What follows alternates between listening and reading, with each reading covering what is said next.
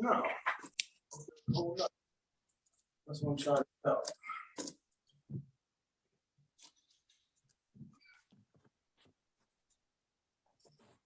Okay, so I want to welcome everyone to America's Islamic Heritage Museum. I'm really excited about this presentation by my brother and longtime friend now, ain't it? You know, brother Akil Fahad. For sure, for sure. Yeah, he's a researcher and he's here to talk about Professor Muhammad Ezzaldeen, which is really, always fascinating to hear about him, really the pioneer of what many would call Sunni Islam or Orthodox Islam. So no further ado, I'm going to hand it off to you, Brother Akil. You lead the way, and anytime you need to refer to something, just let me know and I'll screen share it. Okay, shukran. All right. Assalamu alaikum, everyone. Jazakallah khairan for watching. But before I begin, I would like if we can just for a moment offer dua for Professor Ezedine, as well as the all of the other Muslims pioneers who have came to Islam before us, and inshallah, maybe Allah will answer our dua on their behalf.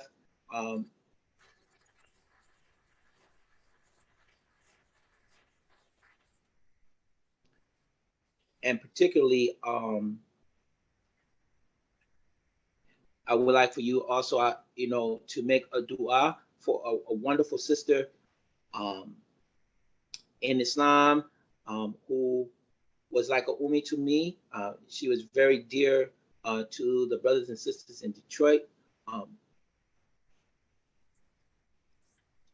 We call her Ummi Aisha. And inshallah, if we just bear with me, just if we make a dua for Ummi Aisha and all of the pioneering Muslims, inshallah, before we begin.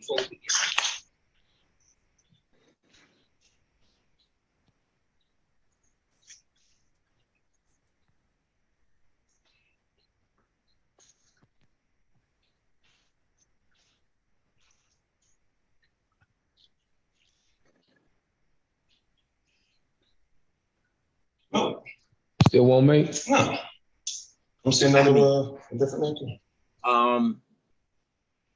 Okay, alhamdulillah. Again, as I was saying, Jazakallah khairan for all of you for attending.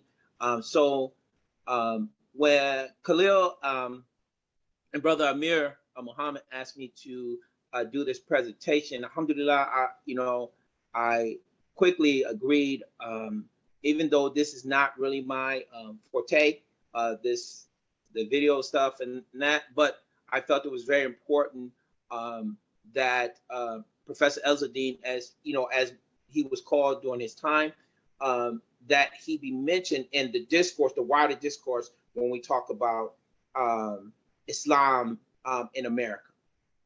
And the thing I want to discuss also is that often we know the narrative of how Islam came into America through certain paths. Certain different people have different paths to come into orthodoxy in America.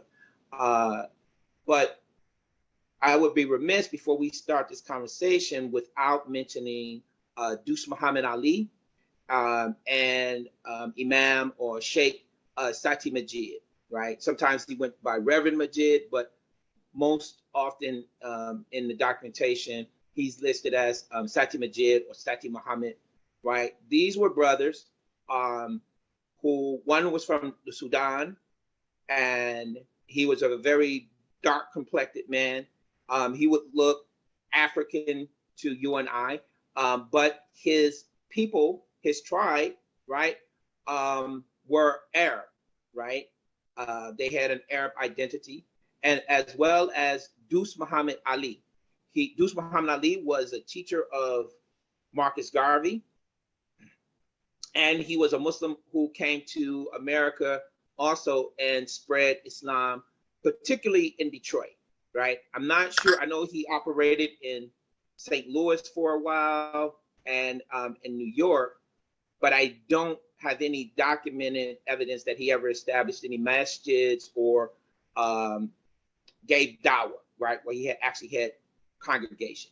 But in Detroit, Duse Muhammad Ali had several places in the city where he would go and give dawah, and the people, would offer salat, right? So, and Duse Muhammad Ali came to Detroit in about 1926, right? So he was operating in Detroit from like 1926 to like about 1928, 29, right? Satti Majid, he was operating in Detroit in the 19 teens, before 1920, right? Which predates the Ahmadiyya coming into Detroit. That's important, right? So before Ahmadiyya were in Detroit, there were already Orthodox Muslims from the African continent, Satti Majid, who was interacting with both the immigrants in Detroit as well as the African American. And this is important because both Duse Muhammad Ali and Satti Majid had they had involvement in Turkish charitable organizations. Duse Muhammad Ali operated with one of the an orphanage, a charitable organization that worked with Turkish orphans. And Satti Majid, of course, he was the president of the Detroit chapter of the Red Crescent, right? And he was actually responsible for building the first cemetery, Muslim cemetery in Michigan, in the Detroit area. He helped to organize that. So they were already, like I said, and all of this was like in the early 1920s as far as Satti Majid, but Duse Muhammad Ali came to Detroit in 1925. And the reason why I'm prefacing this is because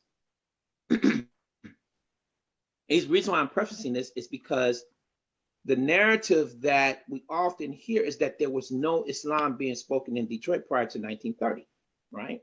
So that's just not factually true, right? So we have to establish that. So moving to Professor Ezedine, he was born like in the South, and like many men from the South, they often left the South because of the worst oppression that they received and racism that was aimed at Black men in the South, especially if you spoke out, that was aimed at Black men in the South. So many of them migrated north to, come from under that. But as we all know, the North had its share of racism too, but it was just not as overt as it was in the South. So he initially he moved to Chicago, and he became like a teacher. And while he was in Chicago, that's when he got involved with Mr.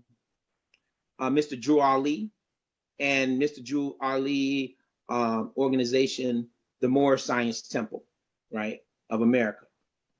And I mean, they have many different acronyms now, as which, but more or less it was the Moorish Science Temple of America. But the documents sometimes vary as to the actual naming of it.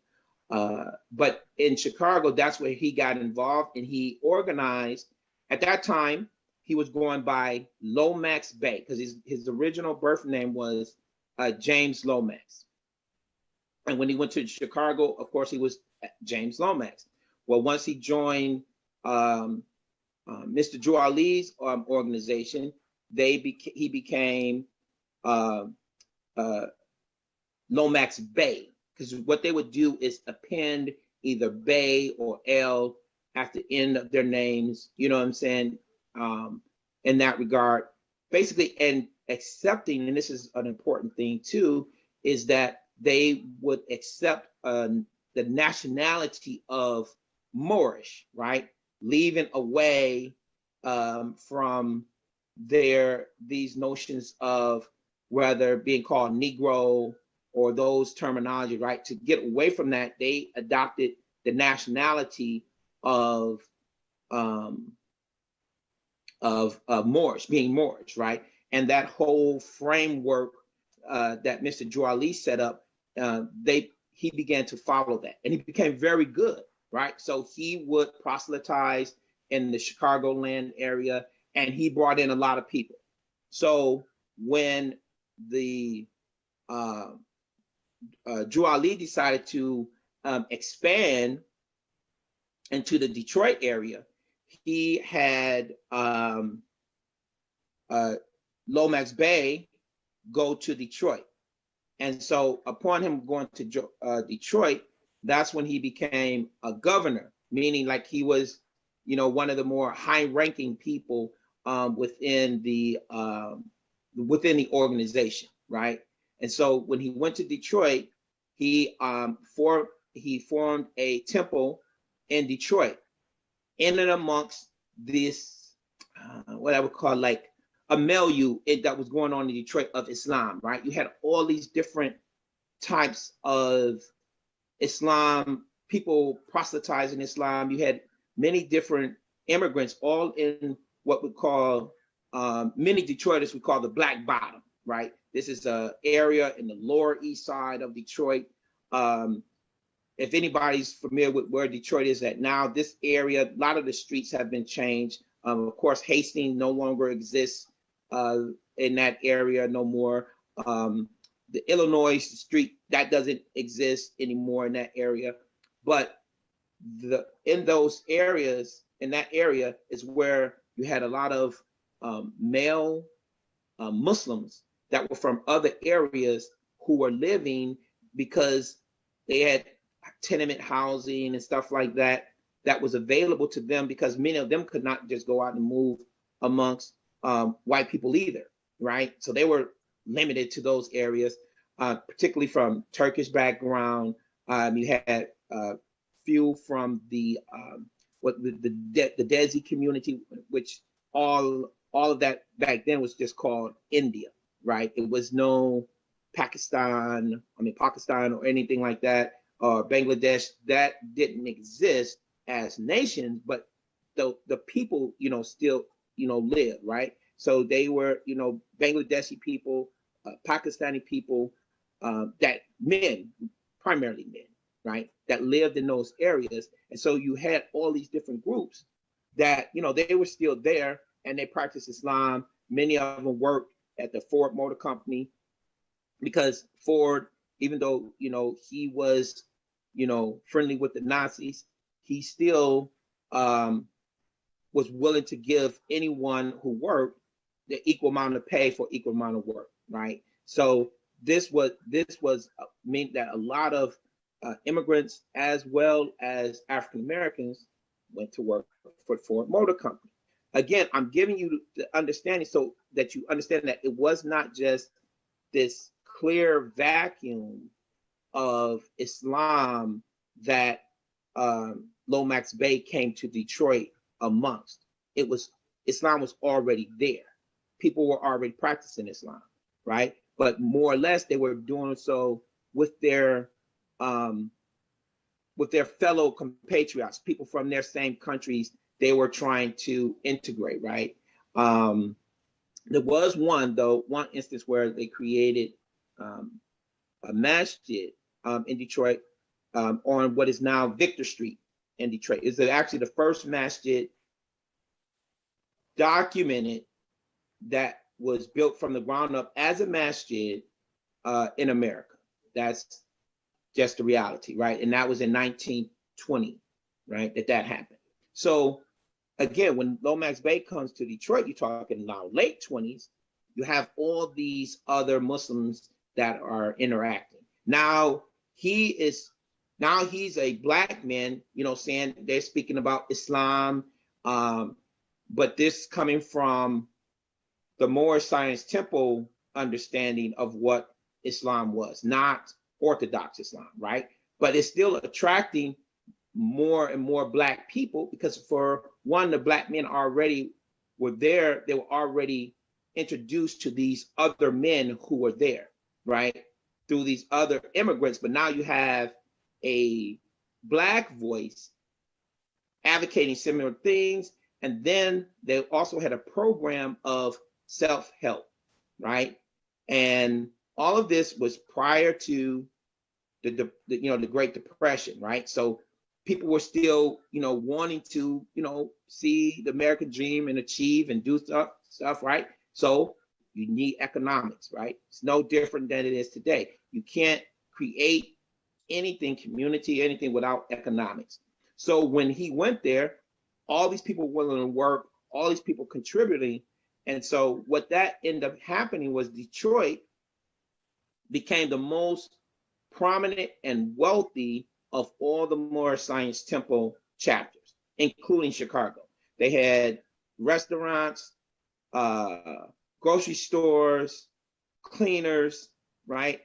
And then they were also selling the different goods that was being produced by, oils and elixirs and stuff like that, that was being generated by the Moorish Science Temple organization, right? So now when you look at this, Detroit now, for the Moorish Science Temple, is becoming a cash cow, right? It has the most members, and it has the most economics created. Of course, you had other places that the Moorish Science existed, right? New York, Pittsburgh, primarily, and Pittsburgh was a big stronghold for them as well. Cleveland, Milwaukee, Pine Bluff, Arkansas, like different places, right? And they had a number of temples, right? But of the temples, Detroit was temple, quote unquote, temple number 4, but it was the most prominent in terms of wealth. So, Clay, you have a question? Okay. Is the video still going, Khalil? Yeah, you're good. You're good. Oh, okay. Keep going. Oh, okay. All right. So, so then, around, let's say, I would say, maybe after being there, maybe a year, 2 years, like late 1928 is when governor at the time, Governor Lomax Bey, is starting to get involved with the local Muslims, right? He's beginning to interact with the local Muslims, and now he's beginning to understand what true Islam is. So at the beginning of 1929, 2 things happen. One, Satti Majid decides that he's going to go to Al-Azhar. He's going to go back to, because he was, like I said, he was operating in Detroit, Buffalo, and New York, right? Primarily, and Pittsburgh. Can't leave that out, right? Satti Majid, he was operating, he had an organization in Pittsburgh, he had an organization in Detroit, and he was still operating in Buffalo, right? But he decided that he was going to go to Egypt, to Al-Azhar, to get a fatwa, right? To get a fatwa against the Ahmadiyya and the Moorish Science and some of these other organizations that were claiming to practice Islam, right, or using the Islamic title, but they were not practicing practicing Islam. Again, this was in 1929. So he goes to Egypt to obtain, and he got the fatwa, right? But the U.S. government would not allow him back in. He couldn't obtain a visa in order to return back to America. So he was basically left in Egypt, and then he still did some more work in Egypt and Sudan, but that's another story. So now but then also in 29, Governor Lomax Bey decides that he is going to lead the Moorish Science Temple into true Islam, and he tells Mr. Drew Ali that he's going to lead the people, and that he was not going to send any more money back to Chicago, and that basically they were going to do their thing in Detroit, but he was going to try to lead Islam, the Moorish Science Temple group to Islam. And of course, you know how that go, right? So the Goon Squad from Chicago goes, hey man, listen, you know how our people operate, right?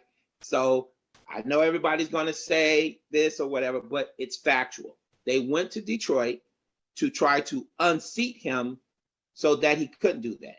And then to top it off, he had decided that he was going to start a new organization called what they put in the documents was Mohammedan Church. Now that doesn't mean that he called it Mohammedan Church, but this is what the American government authorities put in the documents, that he was going to start a Mohammedan church. So what they did, once they saw those documents of him forming a new Muslim organization, they then informed Noble Drew Ali, right? So they told, the government told Noble Drew Ali that Governor Lomax Bey was forming this other organization, because he wasn't going by a different name at that point. He wasn't going. So what ended up happening by March 29, the Goon Squad comes to Detroit, and of course, shootouts occur. Like this happened. All this is documented. Shootouts occur, right? So one narrative is that, after that, there was an accusation that he was trying to steal money. And so the Moorish Science Temple, some of the Moorish Science Temple members working with the law enforcement, American law enforcement, charged Brother Lomax Bey with embezzlement. But the government, when they went through all of the records and all of the monies, there was no embezzlement, right? So he was totally exonerated of that. In fact, when the FBI went back to look at those records to try to pull him into, give them some pretext to try to get him in the 1940s, they themselves also recognized that he was totally exonerated of that, and it was there was no theft or of any other money was taken, right? So now this happened in like March of 1929. So from March of 29 up until the early 1930s, Governor Lomax Bey stayed, or Professor Ezedine stayed and remained in Detroit. Many believe that, as the narrative is told, that he stole money and he ran to Turkey. But that is not true, as I'm going to prove, that he did not leave America. He did not leave America until May of 1930. So if you can, I think that would be screen number 2, Khalil, where it talks about him. He changed his name to. Okay. You want to give me 1 second? Okay, so you said where he changed his name, number 2. Yeah, okay, that was just 2. 2. 1 second. All right, let's see. 2 says calls Negroes to Islam. Is it that one? Yeah. Okay, let's go to that. Share.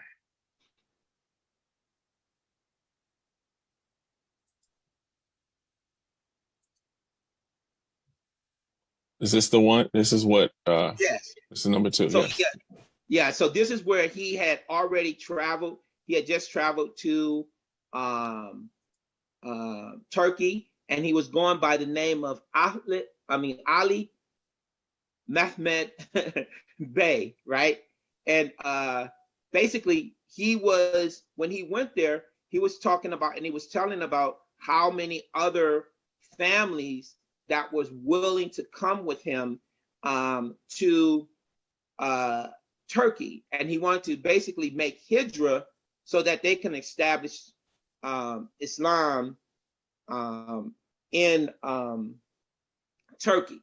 Now, the question is, well, why would he go to Turkey? There's other African countries and all of this. Again, the reason why he went to Turkey is because with his interaction with Duse Muhammad Ali and Satti Majid, they already had connections in Turkey.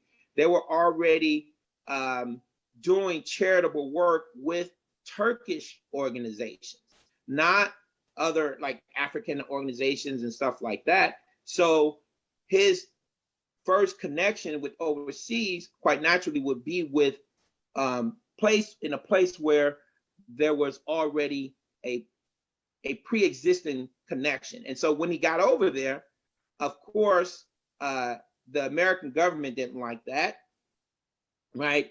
And so what ended up happening is that Turkey did not grant him, they did not grant him like this big land that he wanted to operate while he was over in Turkey. And also, if you could show the next one, Khalil. But if you notice on that first one, where it does say that this Ahmed Bey was his original name was James Lomax, right? Because he did not change his name on his passport when he left. He changed his name. His name is on his traveling passport was James Lomax when he traveled from New York. But once he got into Istanbul, into Turkey, that's when he changed his name. So it's just one. Okay. Yeah. So basically, that's what he wanted to do, right? He wanted to get some land for the Muslims and just basically have the Muslims leave America, right? Make hijrah, right? And I don't want to go into a whole discourse on hijrah, but basically it is when you travel from a land that is not hospitable to Muslims back to a land or a Dar al-Islam or a home for Islam in another territorial space. So that's what he was attempting to do, but it did not work. Now, one of the things, again, going back to this narrative of him stealing money and that he left because, everybody had, he had turned on everybody and nobody supported him and nobody was with him.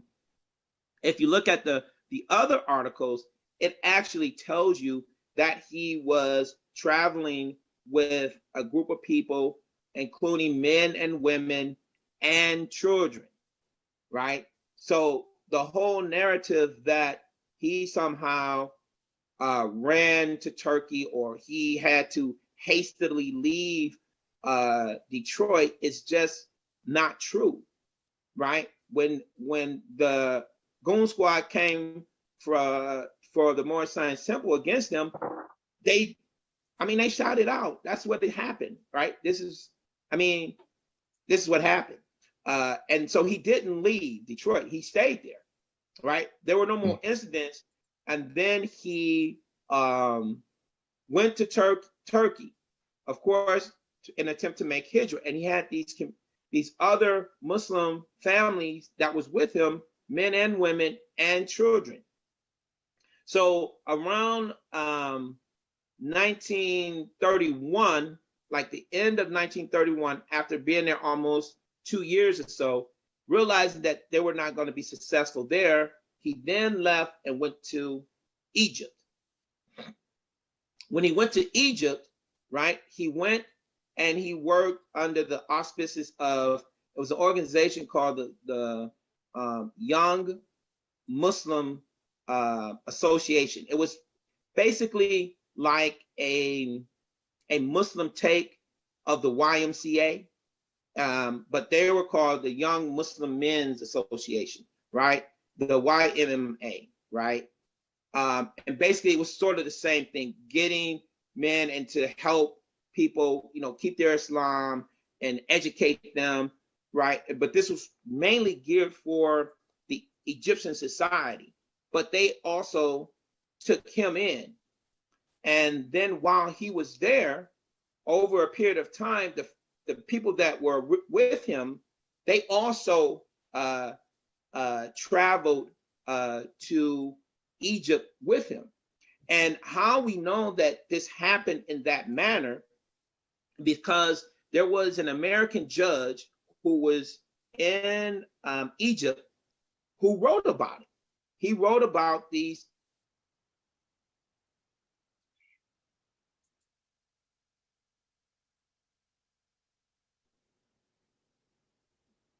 Can you guys hear me? Yeah, we can hear you. Yeah.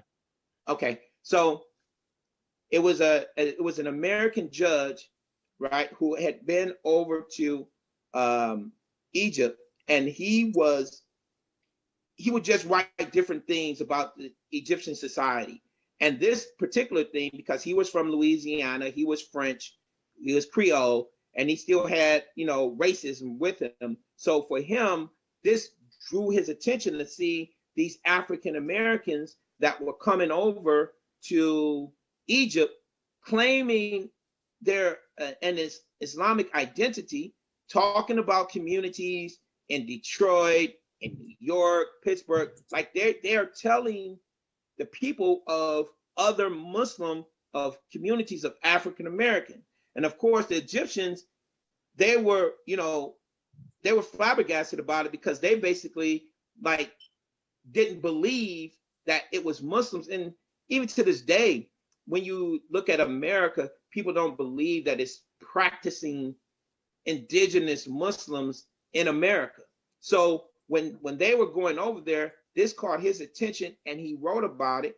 And it was in an article that came out in 1933 in a Catholic magazine, of all things. But they wrote about these people traveling from coming into Egypt in 1932, right? So we know that they traveled with him to Egypt, or traveled after him to Egypt. But what we don't know, or what I haven't been able to document, is when did those individuals, or if those individuals came back to America, or did they just kind of meld into the Egyptian society? That part I don't know, but I know he came back.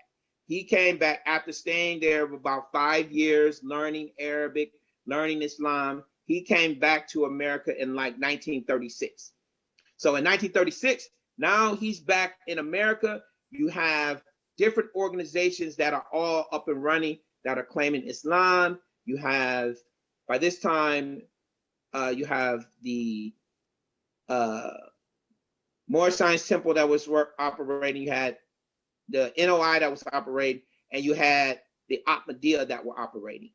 So what he initially did was try to set up a school in the New York area, in Harlem. And that didn't pan out. He also began to work with a couple of the Moorish Science Temple that were in New York, and began to teach them Islam and Arabic, right? In fact, the temple he was working with was Temple 41. That was the one that's pretty much documented, right? That he was working with them.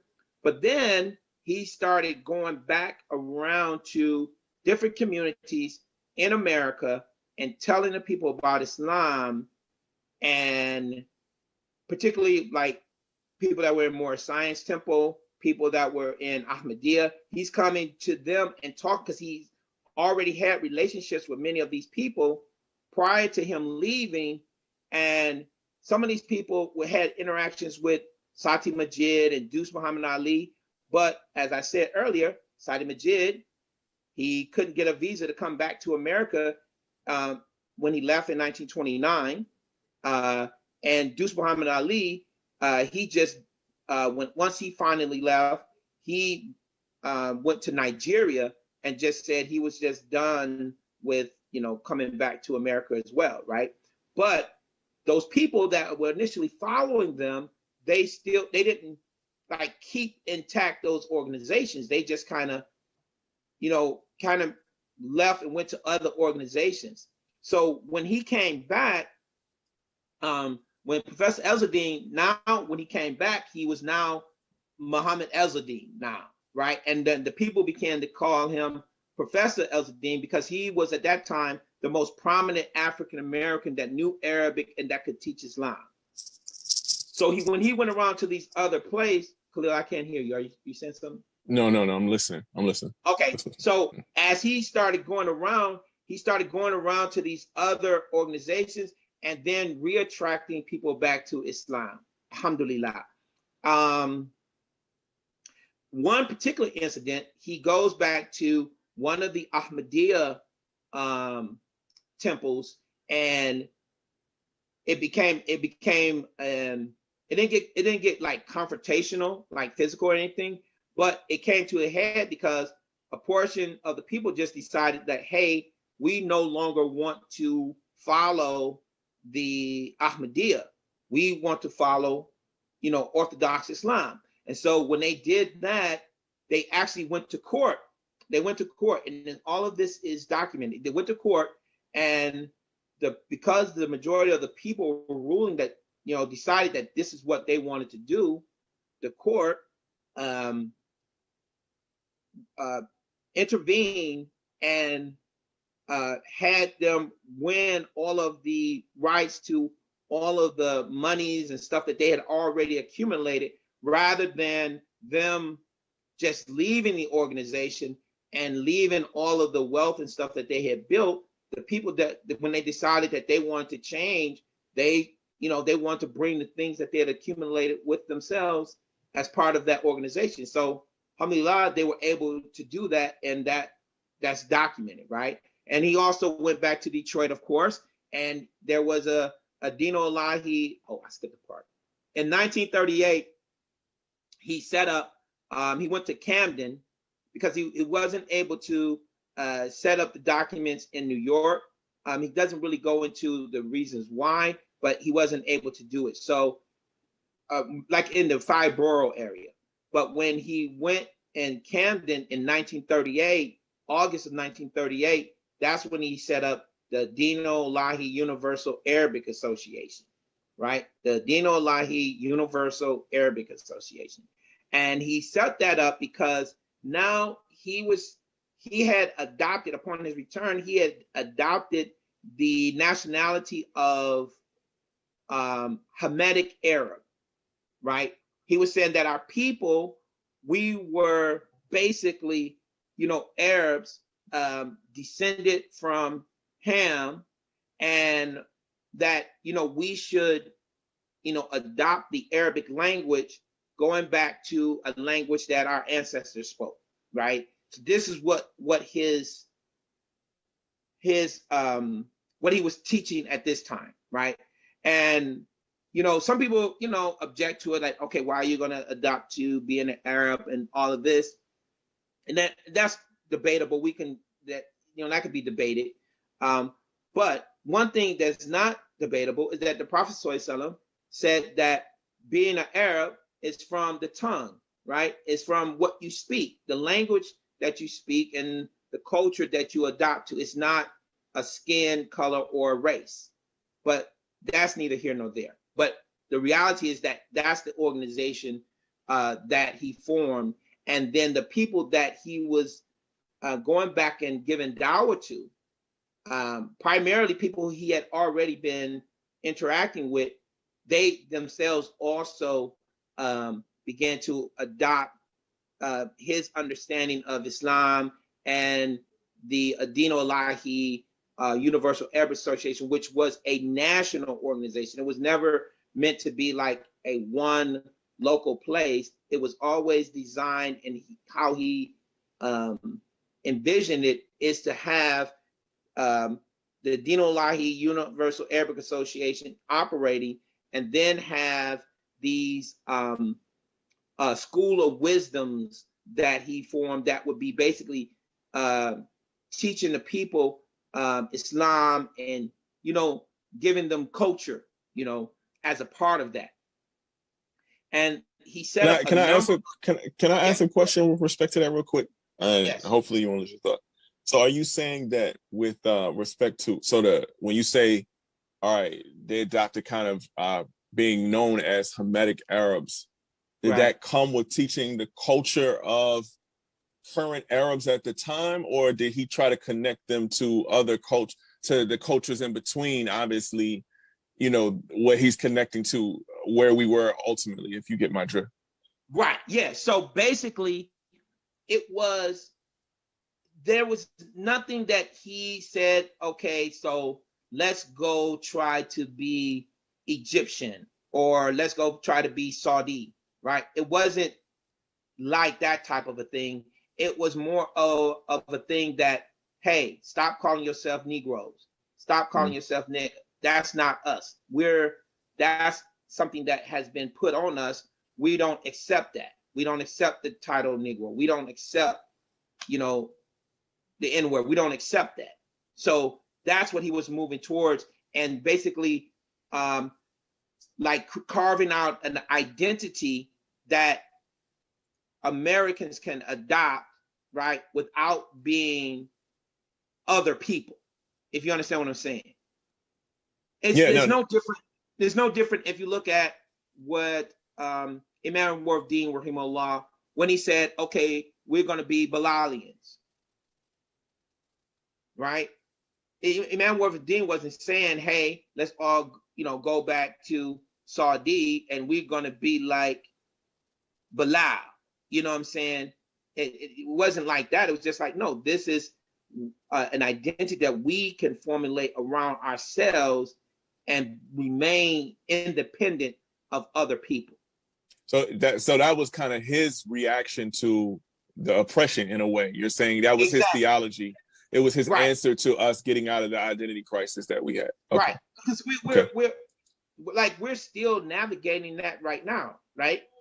The whole notion of identity, culture, like we're still navigating that, and we're almost, 100 years from when he started advocating Islam, right? This is what, 1921. You see? 2021. I said 1921. 2021, right? And we're still having these same similar discussions. But he wasn't advocating leaving our people and totally disassociating from our people. He was advocating that, hey, stop calling yourself Negro and nigga, because that's not us. And in fact, when there was I'm glad you mentioned that, actually. There was a newspaper article that one of the times he did an Eid, he did an Eid in Buffalo, and it was covered. And they referred to them as Negro Muslims, right? And Professor Ezedine wrote back to the newspaper, and they published the article that there's no such thing as a Negro Muslim.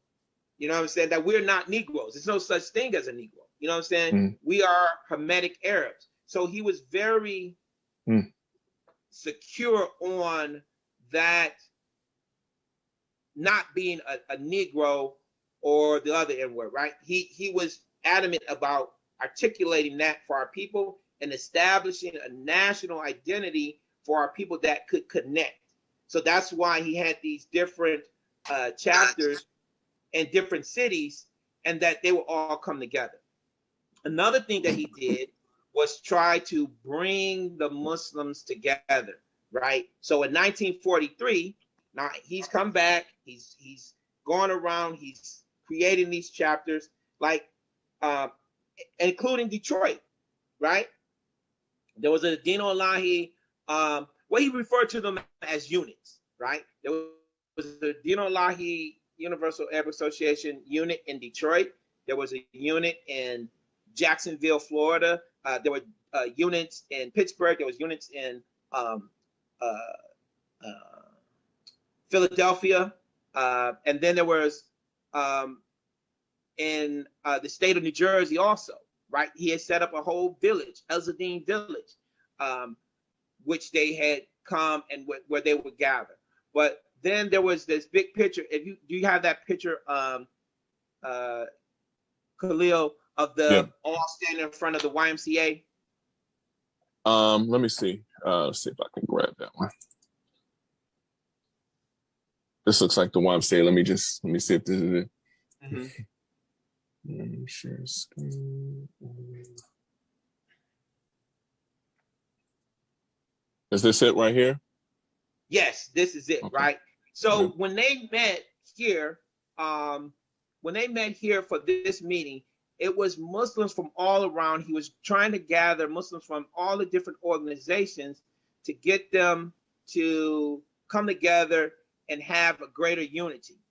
And what's interesting about this is, if you notice, they have the cross-sorted, this is one of the older cross-sorted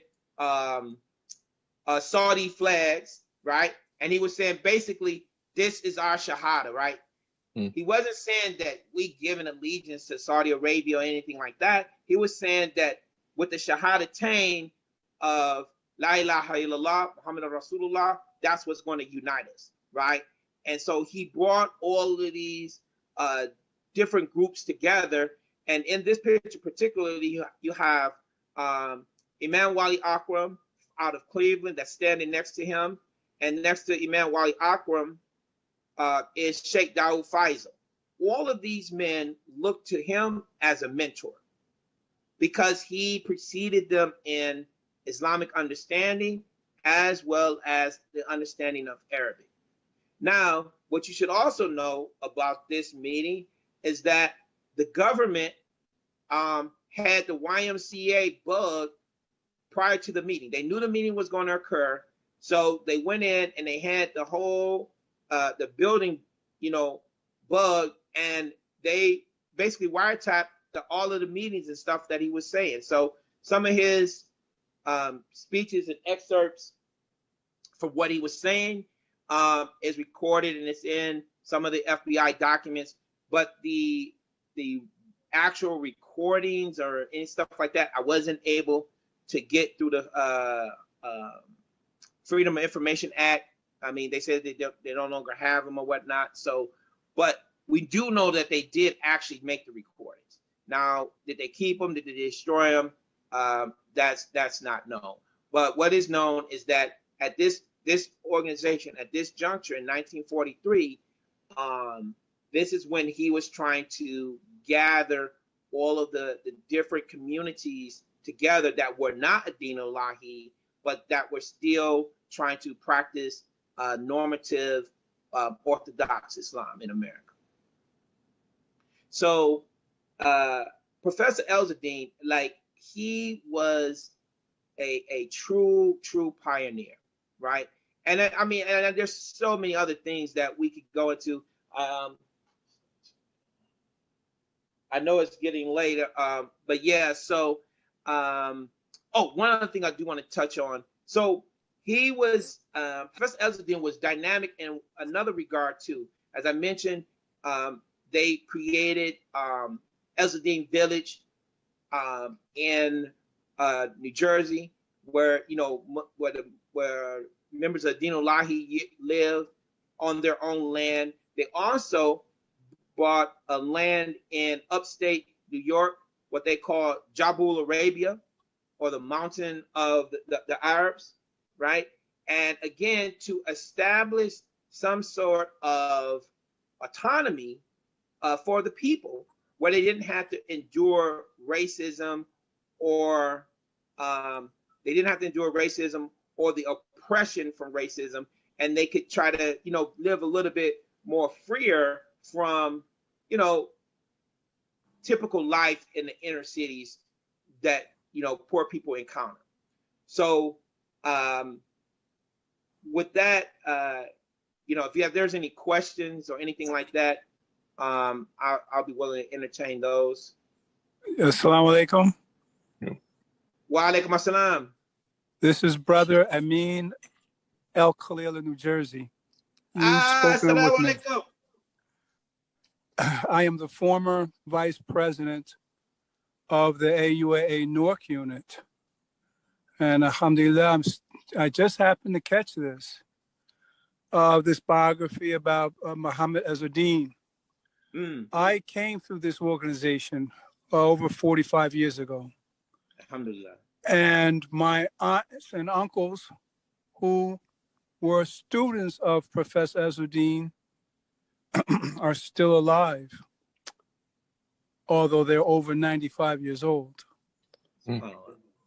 In regards to Professor Ezedine, a lot of things were misunderstood. One, this Hamitic Arab concept that many of us are misunderstanding. We have to understand that back in those days, and we're talking about these days of darkness, that to be called African or anything like that was degrading. He was trained in Egypt about the ancient Hamitic people who were given divine rights. We are a divinely guided people. This is what he told us. This is nothing that he made up on a blackboard. That we are the descendants of Ismail. We are the descendants of Ibrahim. And on that flag that you showed of 1943, those are the crossing swords of Ismail. Those are not anything to do with Saudi Arabia. I grew up with that flag. Those are the crossing swords of Ismail. And my uncles had it in their home.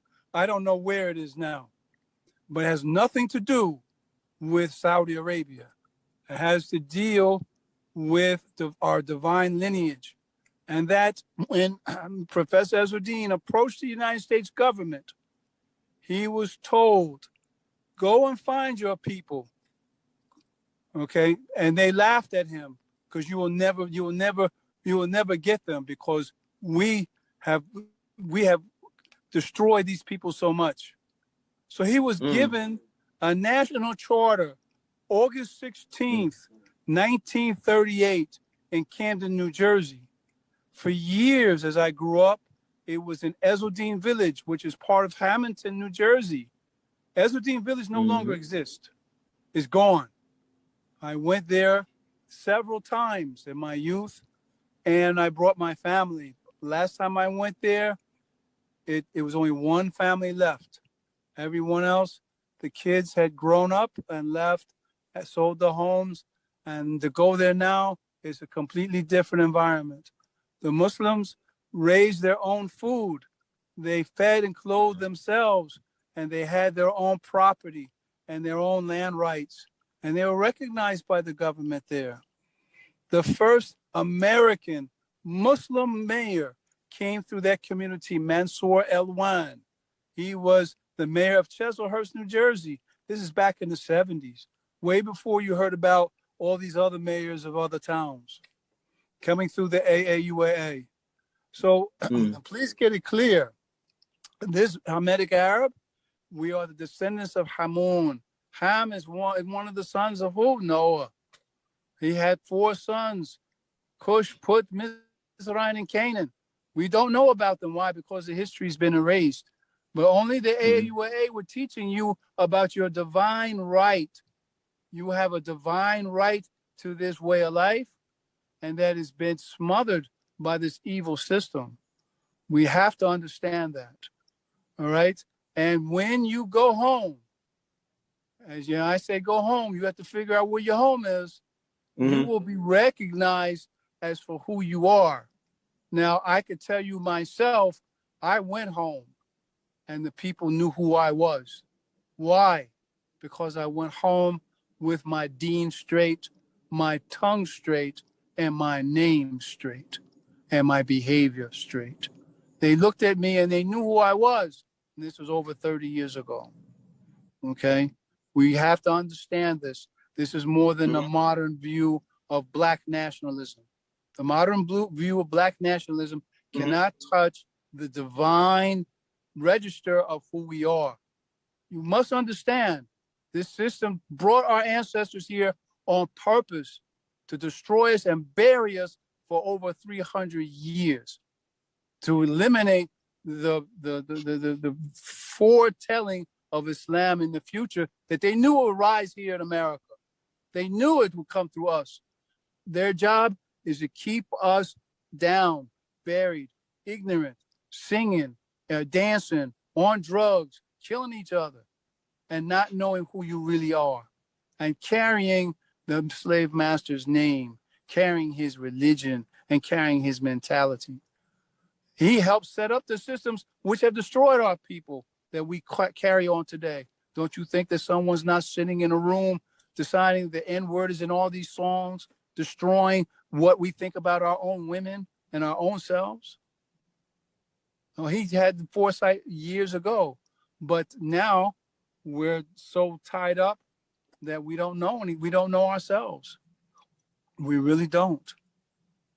But Professor Ezedine was a man way ahead of his time. He's buried here in New Jersey in a barely marked grave. And may Allah bless him for all the people that he taught. I am one of the people who came through him. And I came through, him and my wife, we both came. She came through Masjid Allah. Masjid Allah came out of the AUAA in the early 60s and set up a masjid here in Newark. I came through the Youngstown unit of the AUAA in the 70s. And I came back east to study with Haji Sham Jabber, who did the janazah for Malcolm X. A lot of people don't know that there was the AUAA that was talking with Malcolm before he went to make Hajj. People don't know that.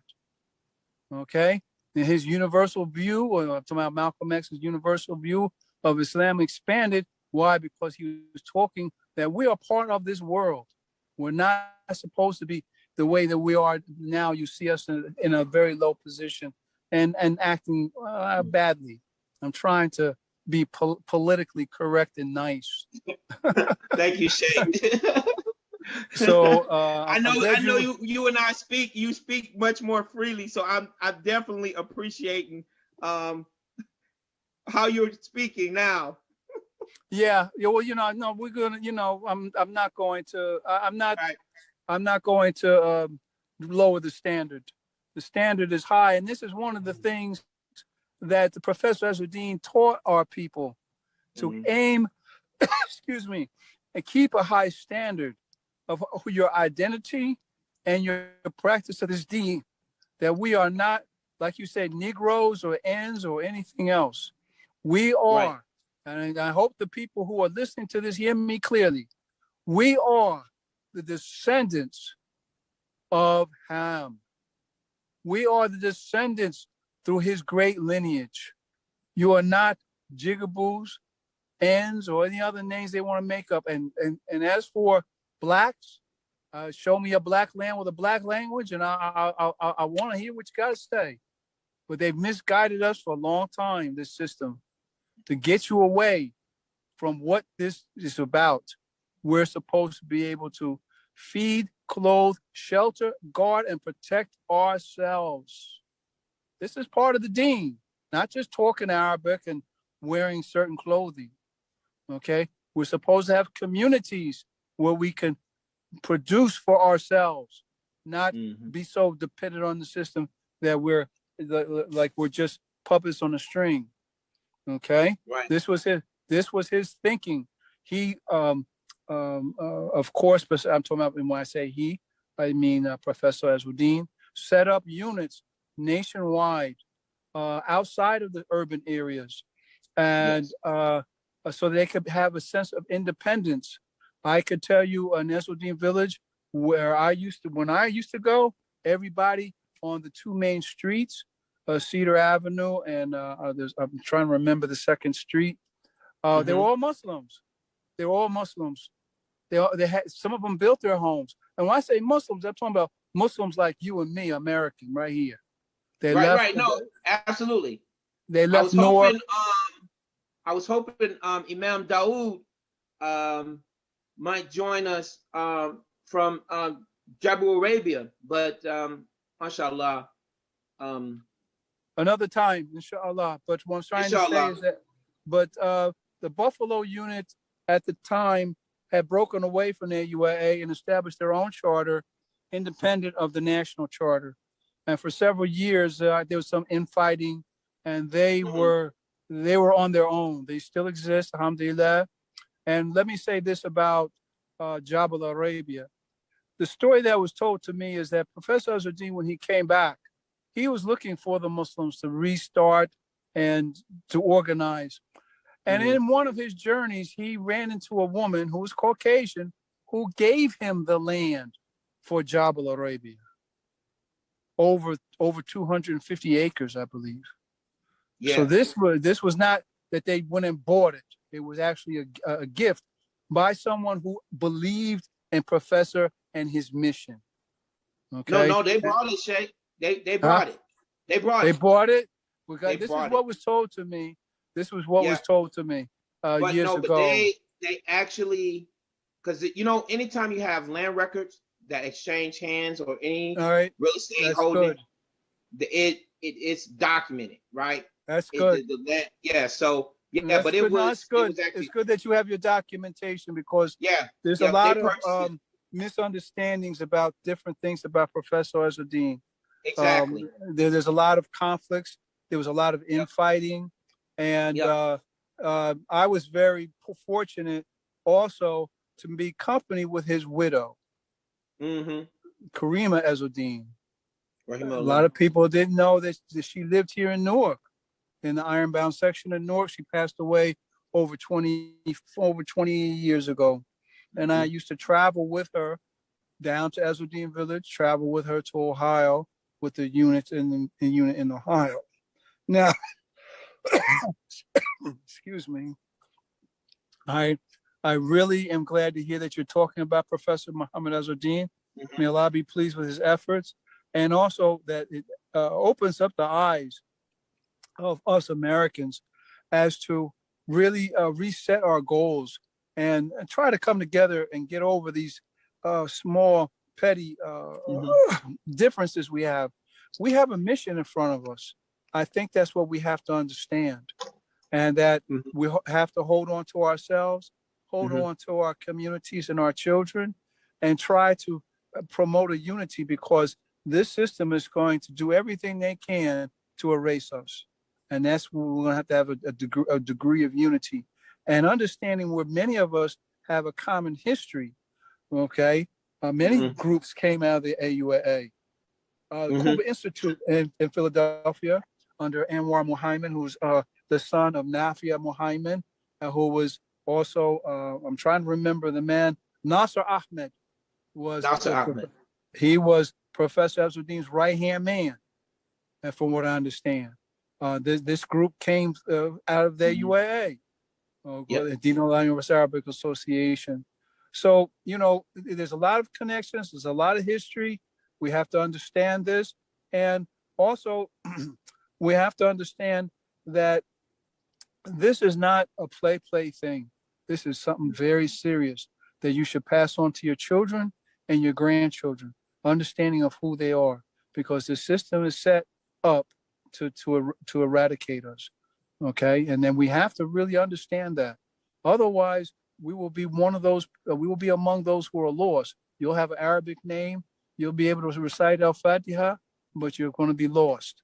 So I'm glad that you're doing this presentation. May Allah bless you and all your works and your efforts, and continue. You and I, we could talk again another time, but I'm just thankful. I'm just getting off work, and I'm seeing this, and I said, Akil Fahad is doing what? Professor Muhammad Ezedine? Oh man, I gotta zoom in on this. So, inshallah, brother, we'll talk again. All right. Keep up the good works, and inshallah, one day we're gonna meet face to face, and maybe we'll have a Philly cheeseburger together. Right. But before you go, Shaykh, before you go, let me just say for all those listening, right, or viewing, or may view this later, Sheikh Amin, alhamdulillah, he has spent and graciously given me hours and hours upon his time, basically giving me background history of Adinolahi, some of which, you know, I'm not gonna, you know, go into here, but he, you know, shared with me, and a lot of things he could have said that he didn't. But I just wanted to, you know, acknowledge him as one of the people that has been instrumental in pointing me into the right direction as to where to find or things to investigate as far as it relates to Adinolahi. And, you know, without his gracious willing to, you know, share with me, you know, it would be a much more poor understanding of Professor Ezedine that I would have. So, alhamdulillah, you know, I defer to him. He's very, very knowledgeable in the Dinolahi, considering that he is a member, right? Let's not forget that he was a member during the time of Hisham Jabber. Like that's what I wanted to say. Yeah, well, you know, I was a member until they asked me to leave. Yeah, we'll have to talk about that one day. Right. Yeah, I went beyond the limits that they wanted. Every group has their limits. Every group has a limit. Yeah. And some people will say, "Hey, look, you know what? Let's take it another step further," and they were not willing to go that far, right. And it caused a little bit of friction. But I say that to say that I did what Ezzaldeen did. I went home, and the people knew who I was when I arrived. This is something that we don't understand. Mm-hmm. Professor Ezedine worked as an Egyptologist on the sites of the diggings of the pyramids and all the ancient architecture stuff over in Egypt, in addition to him studying.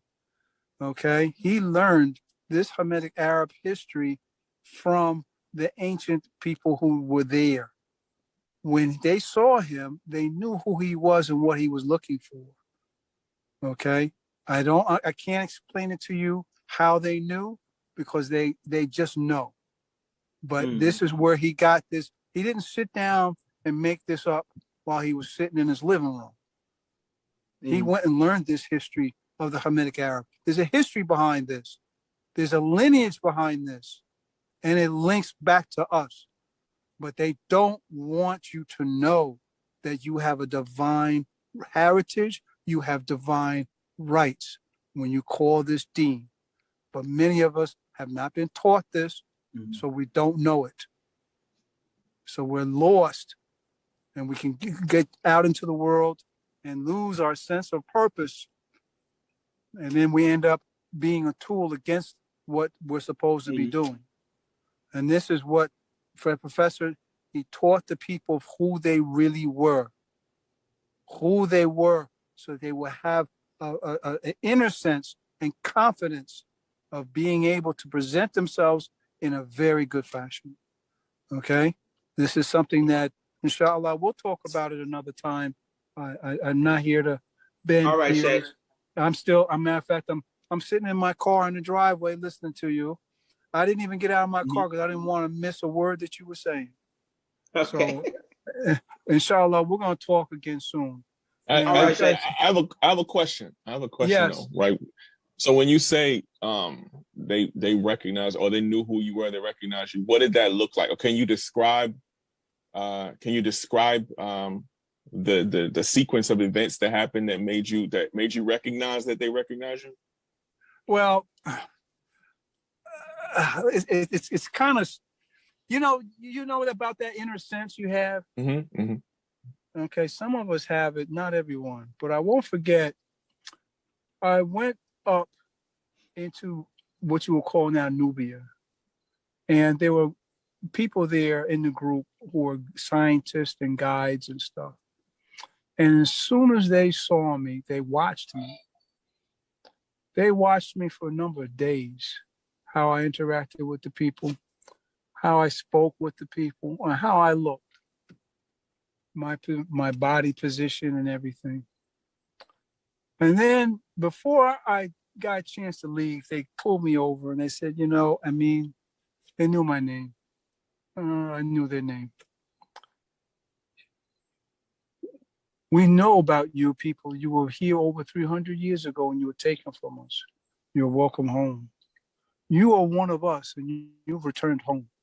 Now, these were people that have people abroad in Egypt and in other areas that have a different sense of knowing who we are, but we don't know who we are. You can't teach this in a classroom. You cannot teach this. This is not something that you're going to find in this system that we have here. Okay?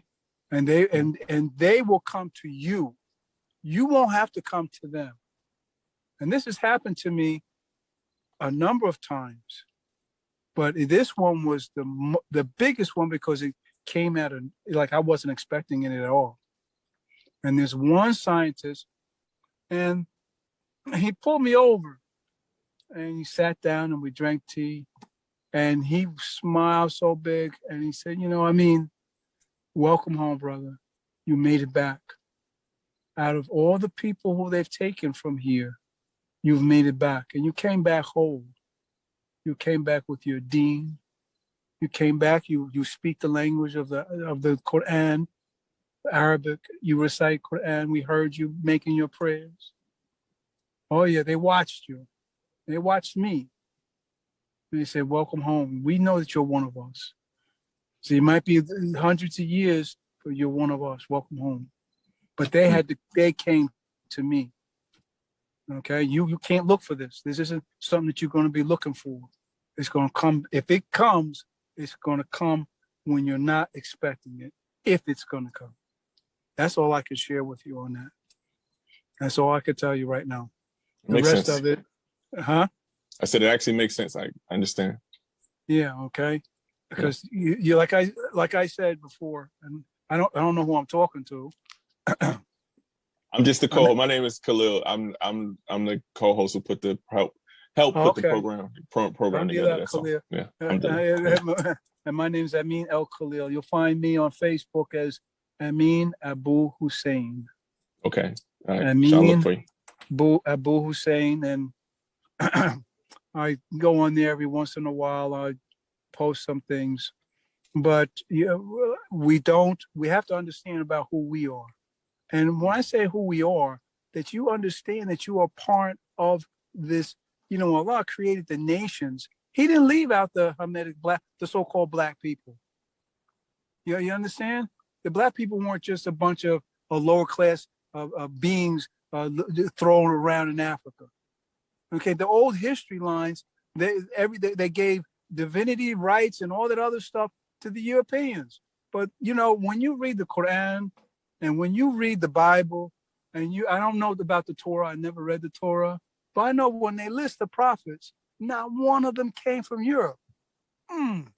What does that tell you? What does that tell you? That's the wake-up call that most folks are missing. Okay, none of them came out of Europe. Nope.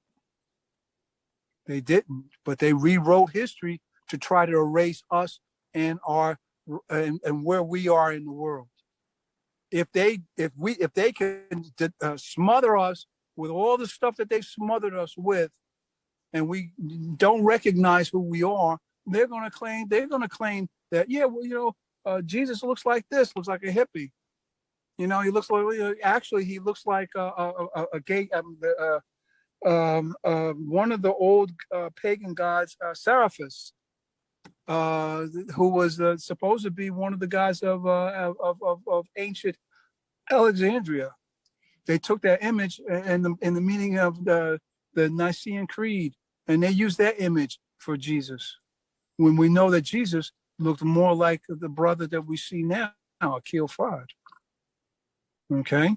Now, if they could erase your history, they can assume you what your value is, and rewrite history. Got to remember, a lot of things have been rewritten, and they rewrote it for their advantage and for your disadvantage.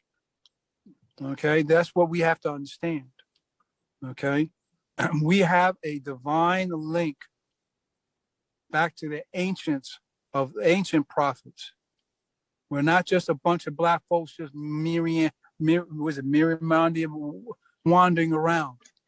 But when you don't know who you are, and they take your language, your history, your name, your culture, and you don't get a chance to go find it, you're going to be lost in a foreign land.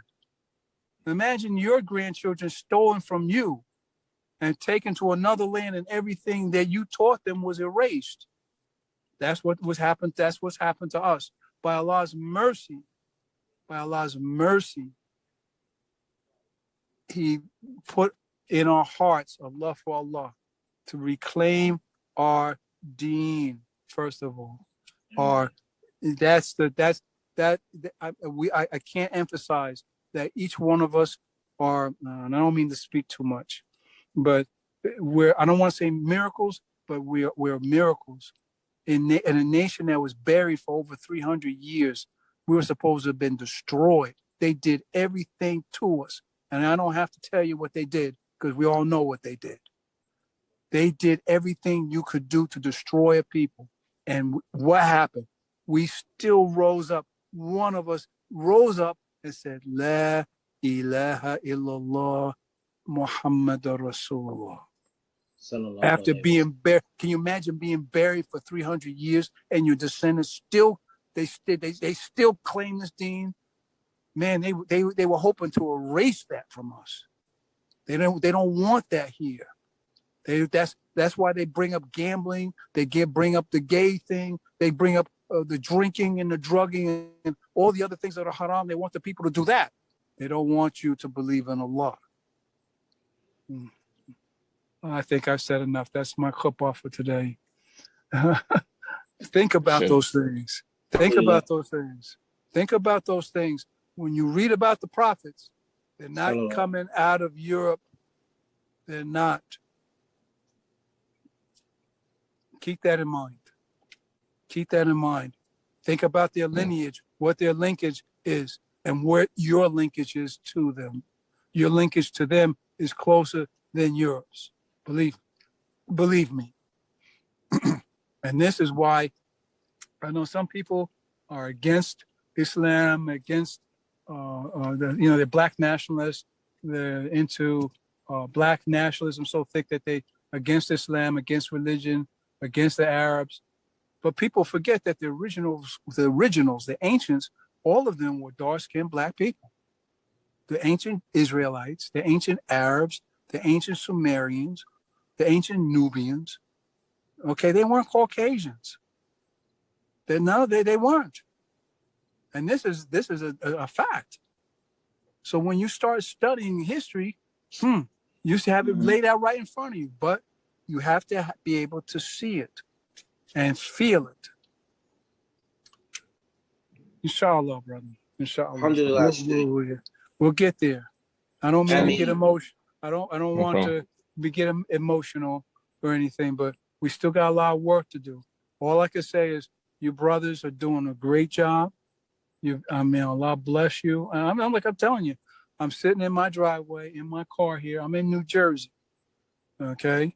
And I got off work today. I worked a little bit longer than I should have, but I'm looking and I see Akil Fahad is doing what? Alhamdulillah. I had to tune in, and I had to say something so that we have an understanding about this guy, Muhammad Ezzaldeen. He's been pretty much dusted off. He's not in the books. You hear about him, hear his name, but very few people have done the research that Akil Fahad has done. May Allah bless you, keep you healthy, and bring more information.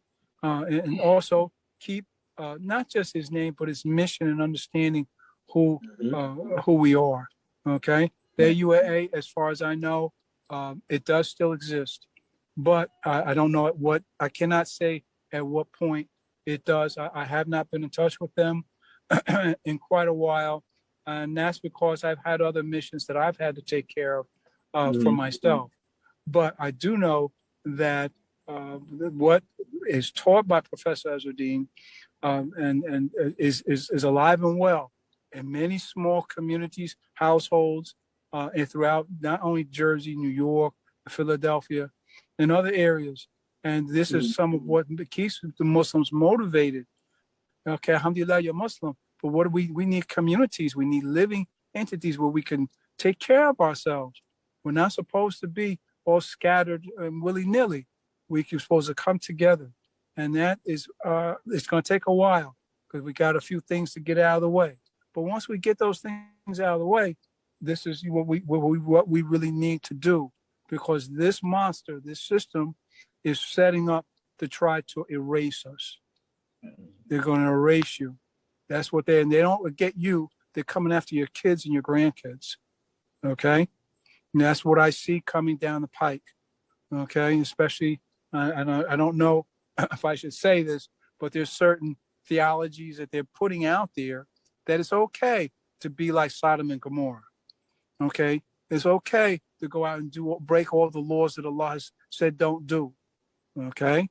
Now, and so what happens is you get lost in the source, even if you have a Arabic name or a Muslim name, and you have to be very careful.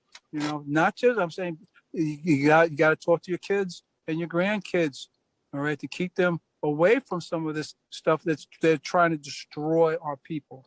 They destroy you, okay. Inshallah, Akil, we'll talk more about that on another line that's not as public. But all right, Shaykh. I think I've said enough. Allah bless you all. Jazakallah khair, Shaykh. Stay well, brothers. And inshallah, Akil, when you do another presentation, send me a quick message so I give me a heads up. Not because I want to talk or say anything, but because I want to hear your presentation. You're doing very well, brother.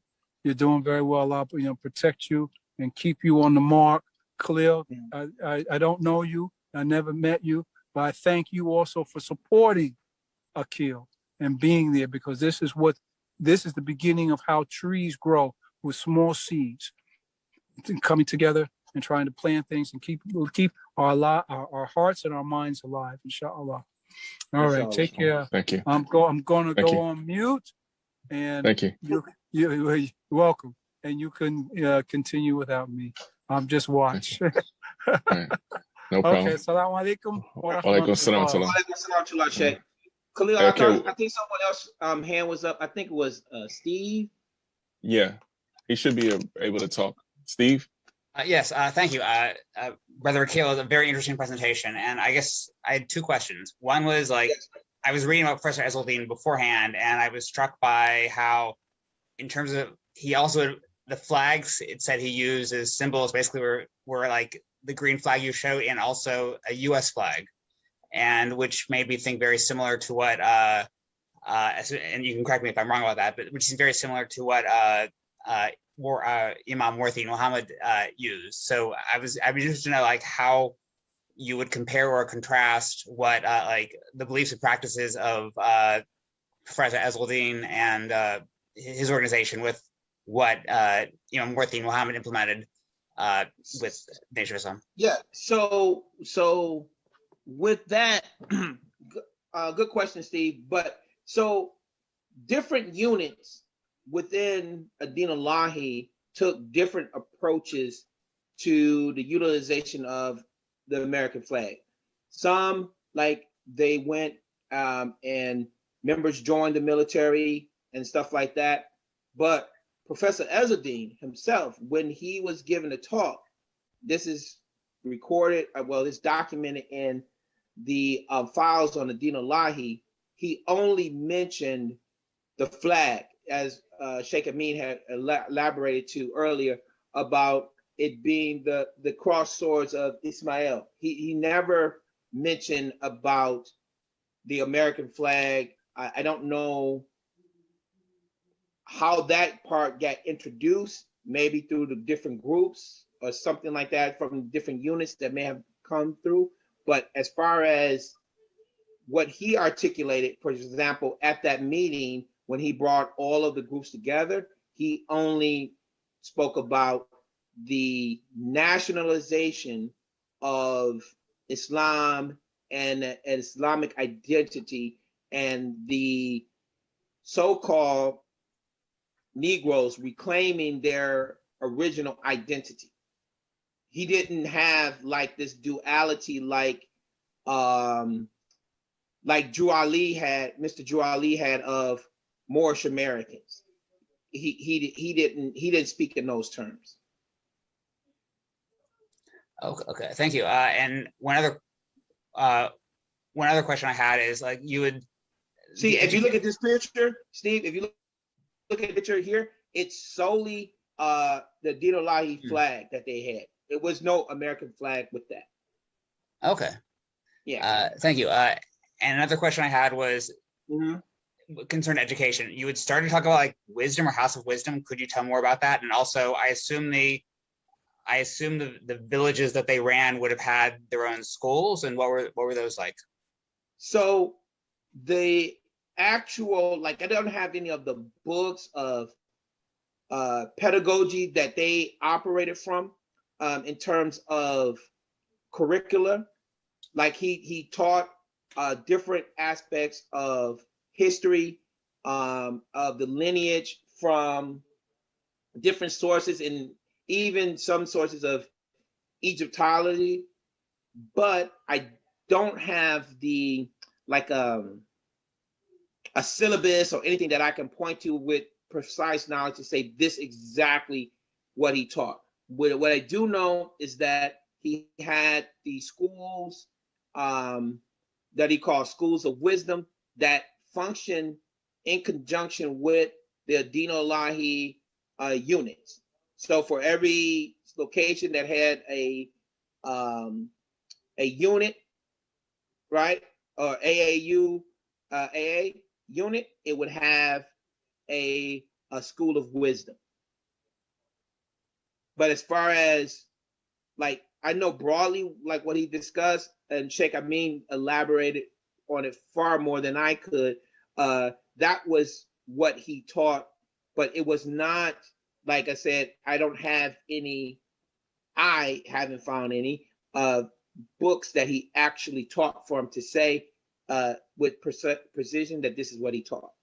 So I kind of abstain from that because other than he taught, the people Arabic and the Quran. But as you know, during that time, there was not much hadith that were available or anything like that. And then in later years, some of the organizations or the units, people that were members, they started learning from, I can't think of the name of the book right now, but it was a book that was published in, I believe, 1944, 1933. The name of the book escapes me right now, but they taught from that, but it was no evidence that Shaykh Ezzaldeen himself actually taught from that book. Okay. And the schools of wisdom were not just for like children, but for all members of the organization would go there to learn about Islam. Yes. Well, thank you. Yeah. Akil, pardon me. Yeah. Assalamu alaikum. In regards to the flag, the concept of the flag, very vital because each nation has a flag. Each nation has a flag. For the Hamitic Arab nation who are Muslim, the flag that you see in that picture, that was the flag. Mm-hmm. My uncle used to have that picture in his living room in Ezzaldeen village before he moved out. He went abroad, and I think it got lost in transition. Another uncle lost it. He passed away, and I don't know what happened to his possessions. But I've seen it for myself, and that's what the flag. Huh?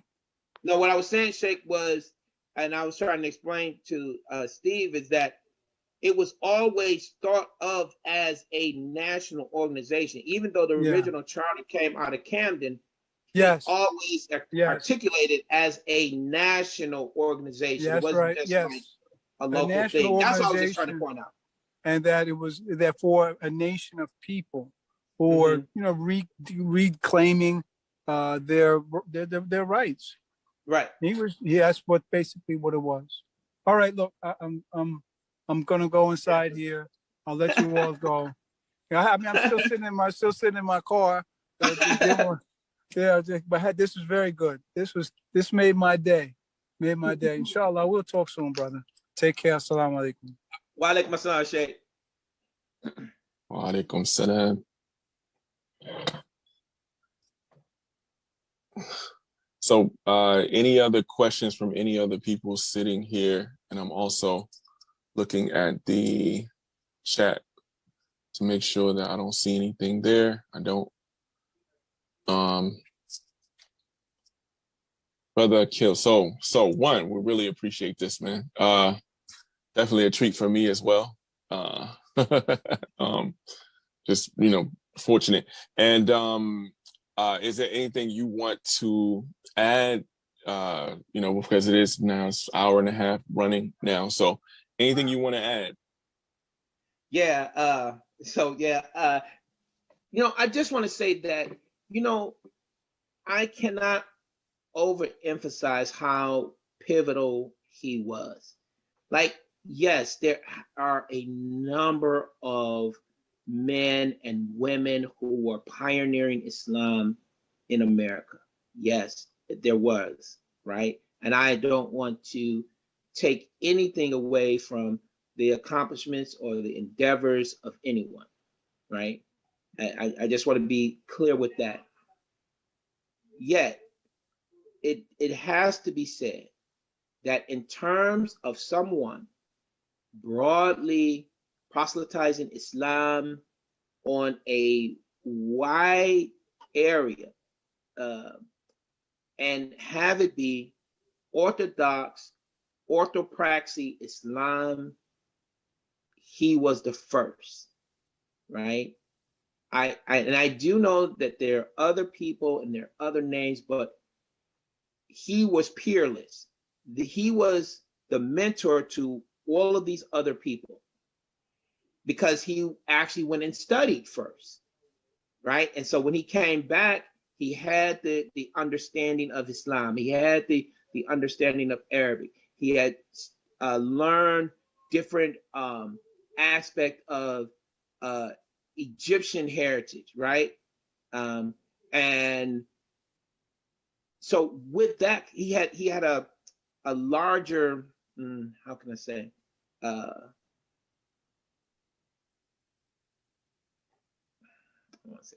He had more tools, I'll say it that way, to give the people Islam from than what others, even though this does not take away from the fact that the other people also, sacrificed and toiled to bring Islam in America.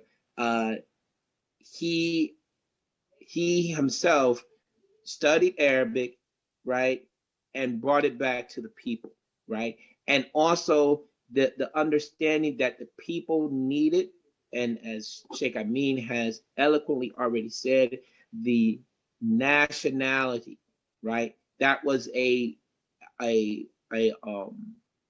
very important aspect of what he also taught with the Deen-ul-Lahi to, basically help revitalize the people. You know what I'm saying? With the understanding of Islam proper. Yeah. Was there any interactions between him? Obviously, there's obviously any overlap or interactions recorded between him and Elijah Muhammad? No, not that I'm aware of.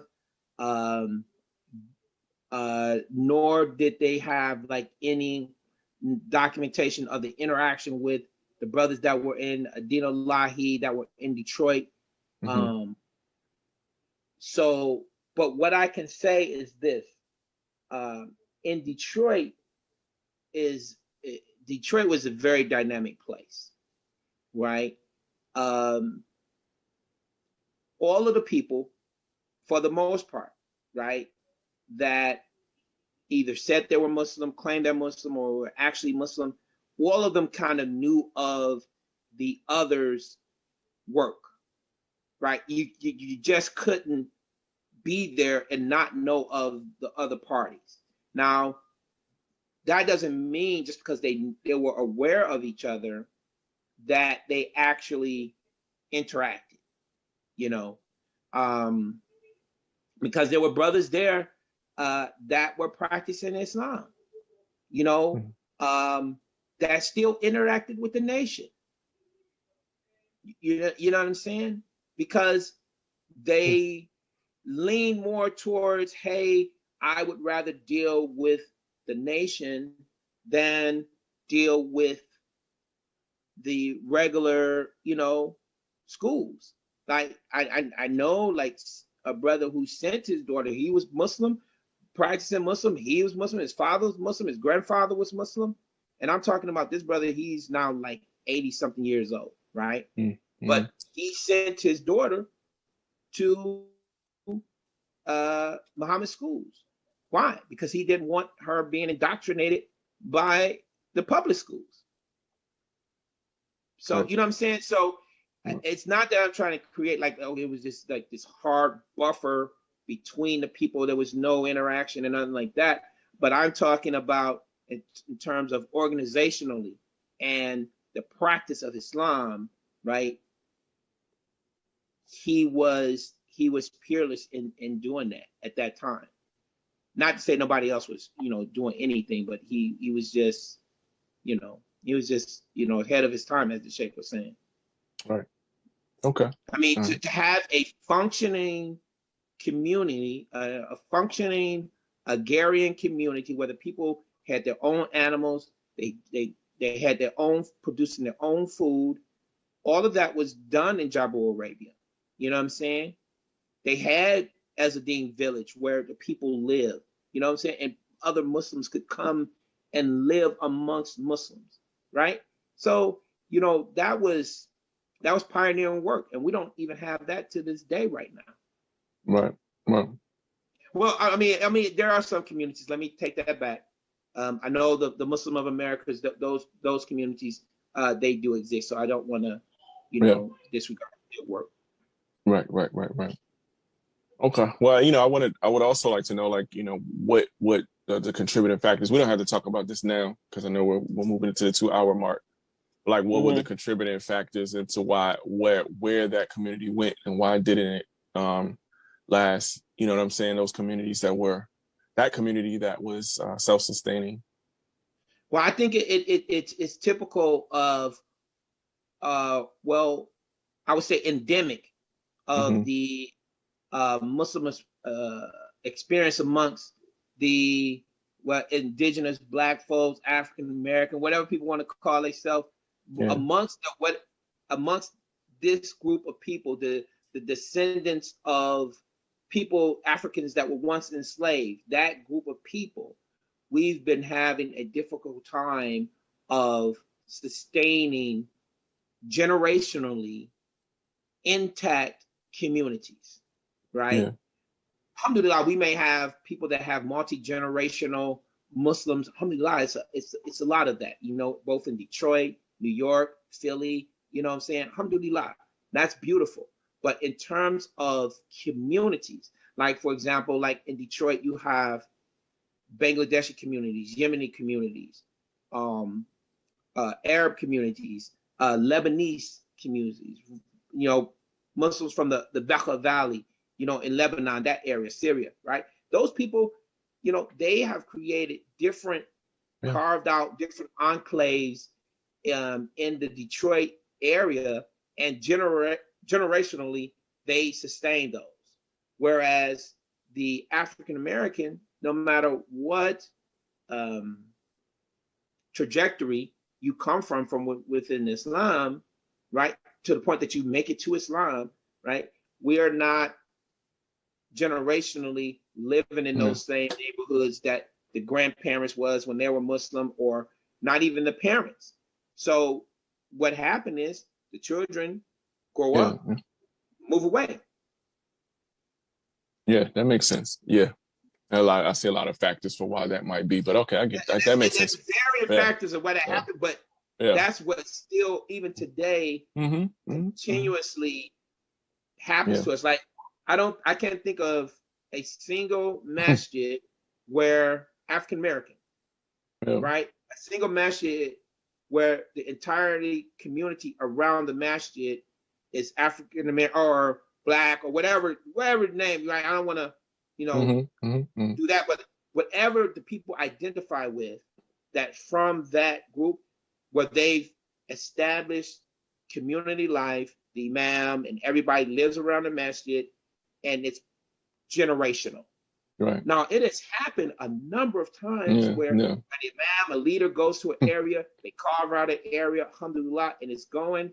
But by this time that second generation hit, it's true. It's a wash. Yeah, it's true. That's true. True. Yeah.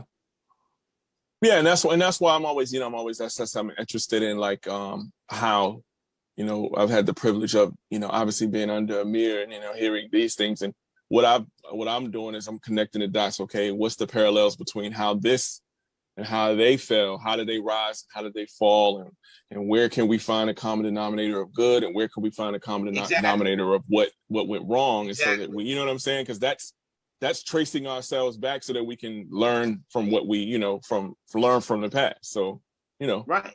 And that's another reason why I talk about Professor Ezedine so much, is because coming from the Jamaat that I come from, the Imam that I have bay'ah to, everybody knows Imam Asim, and the Dar Islam movement, and then coming to Al Ummah, really it's just the Dar. Those brothers, all of them are Dar. They come from the Dar Islam movement, but it's pretty much the same thing, right? Yeah. So we have to look and look at it and say, okay, wait a minute. If these same patterns are happening, what do we need to do? Take a step back and look at it and say, what do we need to do to actively stop that from happening? Right. To break the cycle of this same thing. And it can't just be simplistic, follow the Quran and Sunnah. You know what I'm saying? That it has to be a more dynamic approach to understand, right? Now, I know we have two ends of it. One, we don't want the people to be unknowledgeable, so they have to understand Tawheed and all those other things. Alhamdulillah, right? But then on the other hand, it has to be simple enough for the people, for the lay person, to understand and implement, because everybody is not a scholar. And if that's going to be the litmus test, that you have to have a scholarly understanding of Tawheed, or you have to have a scholarly understanding of practice, you're not even going to get off the ground. You know what I'm saying? Everybody is not going to be a scholar. So you have to have a balance between knowing what you're supposed to do, and then the implementation, make it simple enough to implement, and then what's going to be the cohesion, the glue to keep everybody together. Because clearly you've had very, very sincere people who have created organizations after organizations throughout our history, right? Since the turn of the 19th century almost, that have been trying to establish Islam in America. So now the thing is, how is it and what is tying these other groups that are coming here that really haven't really come here since but the late 70s, right? Some have been here prior to that, but for most, late 70s, and they're still able to create these enclaves, right? I mean, it's just reasonable. Right. You look at best practices and see what works. That's the way my approach would be to it, right? So that's we got a hurdle, man. Right. We got a hurdle. No doubt. All right. Well, I don't want to hijack my brother's Zoom anymore. We'll keep it up. So inshallah, we'll keep it there. And I gotta go eat, man. I haven't even ate iftar, man. Man, I gotta. I might be out there in a couple of weeks. I'm gonna have to grab some of that food for you one of them days, man. I think I might be out there for like a week or something. Cause that stuff be looking good, brother. Your food be looking too good. I'll be like, all right, I'm gonna make an order. If I make an order, when I come out there, I'm gonna put an order in. I'm gonna put an order in. I need some of that salmon. I need some of that seafood. I gotta be watching. I'm watching. Pay attention. All right. Right. We can work with that. All right, cool. All right. Appreciate it. So everyone, I just want to say thank you for tuning in. It was definitely, like I said, a treat for me. Muhammad Ezzaldeen, is so much treasure there. It's like we there's so much more to be. Like I want to actually. Well, this is one of the exhibits that I think that we have to really, and we're going to talk about this offline. Creating a proper exhibit with you got so much documentation I've seen. So, we're actually, and just to let everyone know, we are coming down the pipe for creating a museum app, iOS and an Android app, right? And one of the things that we're going to have is virtual exhibits. And so things like all these papers that you have and these images, we want to put this stuff together and have our own almost Wikipedia of sorts, if you get my drift, right? Be able to check each other. Absolutely. So that's in the works. Important. Yeah. The other thing too is I think it's important for people to see the articles themselves, not just see references to them, but actually see the articles themselves as they were written, not just retyped, but the actual, you know what I'm saying, what was written. Yeah, and that's what, exactly. In the exhibit, we'll be able to do that. Like you have these articles, you have actually photos of the actual articles, and then, when we get the physical thing back going, and we'll have those as well. So, inshallah. So, again, Jazakallah khair. May Allah bless you, man. For taking the time and doing this for us. It's very much needed.